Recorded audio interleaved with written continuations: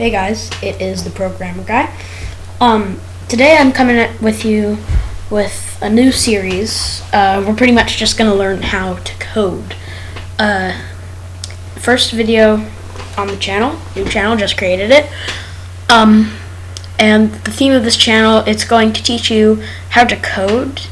I'm just going to teach you how to code in Python, which is our language that we're going to be coding in first, because I think that it is the easiest language to learn first. Not as a speaking language, it's a computer language. You'll see that shortly. But also, I really enjoy making games in Python. There will be other tutorials that will show you how to make a game in Python. So yeah, let's get started. So this video is going to be about installing and setting up a test program. So we're going to go to www.python.org.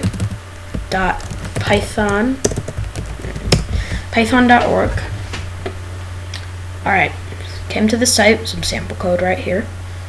Gonna go to downloads. Click your operating system. I'm on Windows. And then you're gonna go to Python 2.7.11. Now I know you see there's a Python 3.5.1, it's pretty new. 5.2 is better. This Python 3 is just really complicated. I much prefer Python 2. So we're going to click on that, and it immediately installs this little thingy. So so you're going to open that up.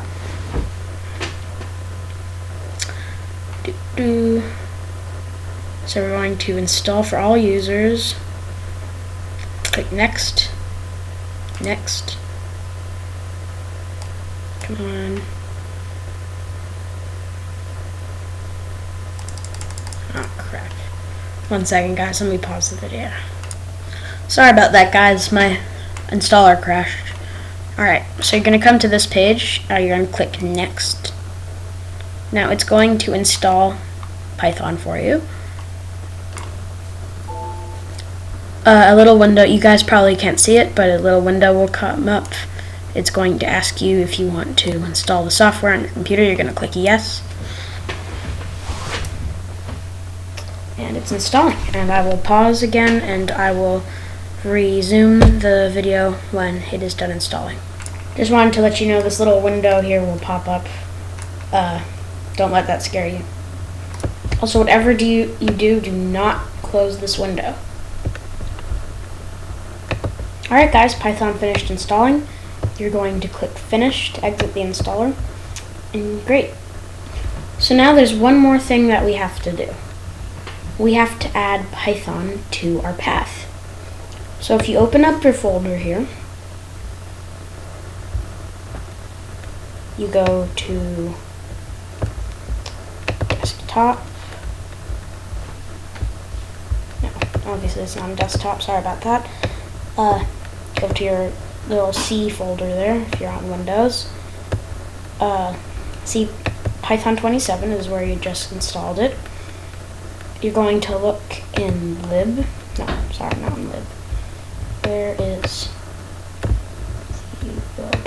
nope, not in here. Not in here. Bear with me guys. Actually, I just think it's in, yeah. It's just in your Python 27 folder. So you're going to look for an exe file that is Python. Python.exe right here. So what you're going to do, you're going to copy this. Wait, hold on. Alright, sorry about that guys. Technical difficulties. Alright, so you see your little path up here where your Python exe file lies. You're going to Control-C to copy that, or if you're on Mac, Command-C. You're going to exit this window, and you're going to open. I just pressed my. I'm on Windows 8. Same if you're on Windows 10. You're going to type in. You're going to press your button, the little Windows button on your keyboard. And you're going to type in system settings. And you're going to click on view advanced system settings. Alright. So we have this little thing here.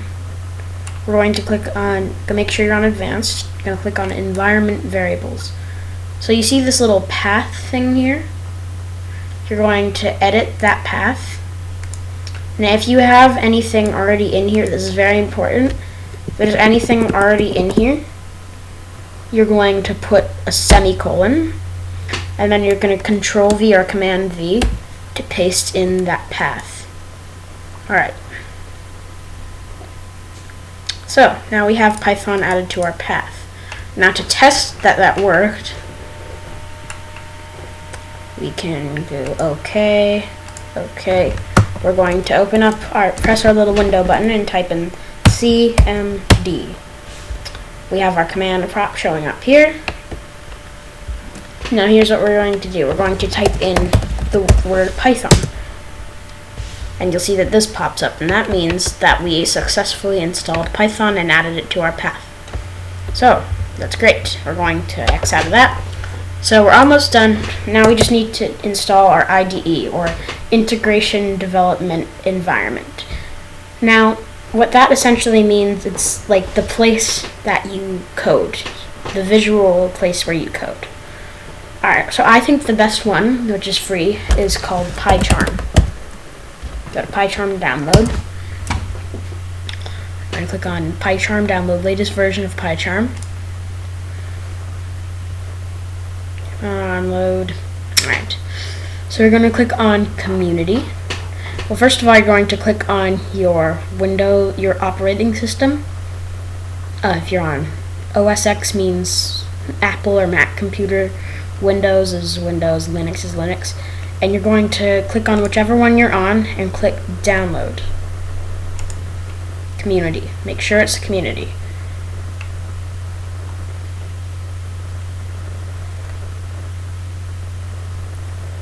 Come on. There we go.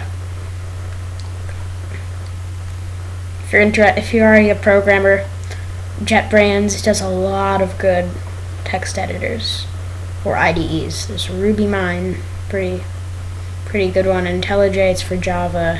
WebStorm is good for JS, and PHP Storm is self-explanatory, well, like the others. Alright, so finished downloading this file. So we're going to click on it.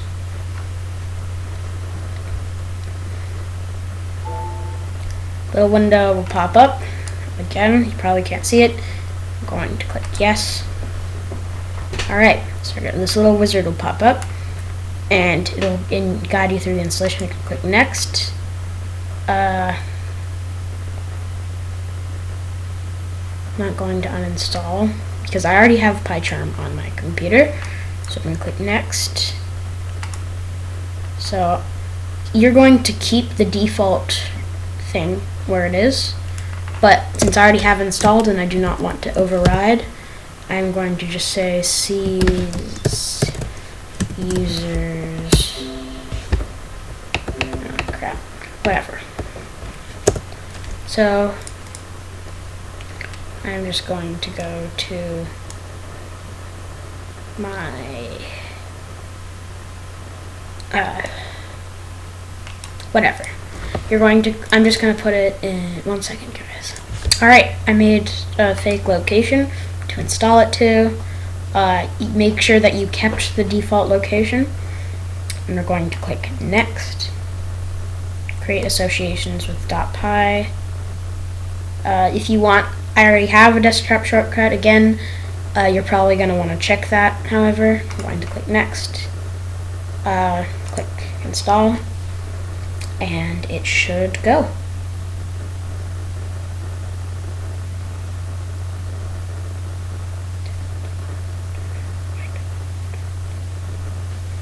Second, guys. It's almost there. I don't think I need to pause. It's almost there. Yeah.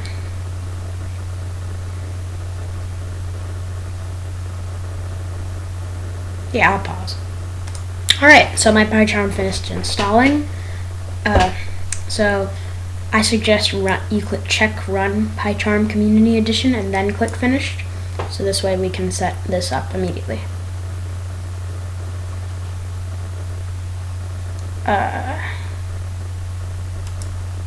going to check this. You should also check it because you probably do not have a previous version of Pycharm.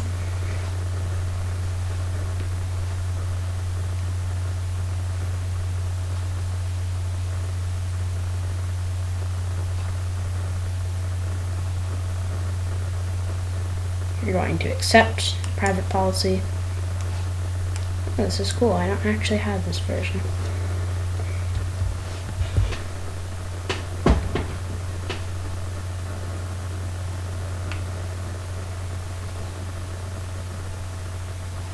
Alright, so here's what you're going to do. You're going to IDE theme, keep that in IntelliJ for now, editor, colors, and fonts.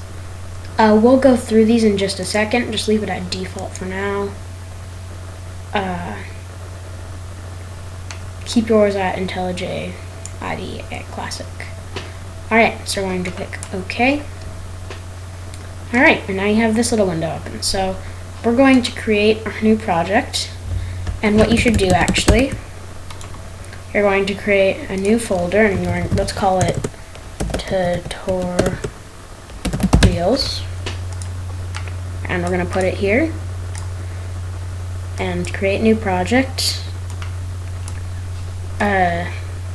Azure desktop.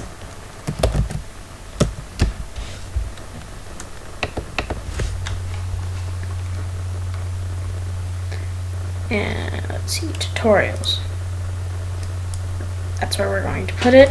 And we're going to add another backslash, and this is where we name our project. Make sure that your interpreter is the one that you installed, Python 27. I have others installed, but make sure that that is your interpreter. Tutorials, let's go with,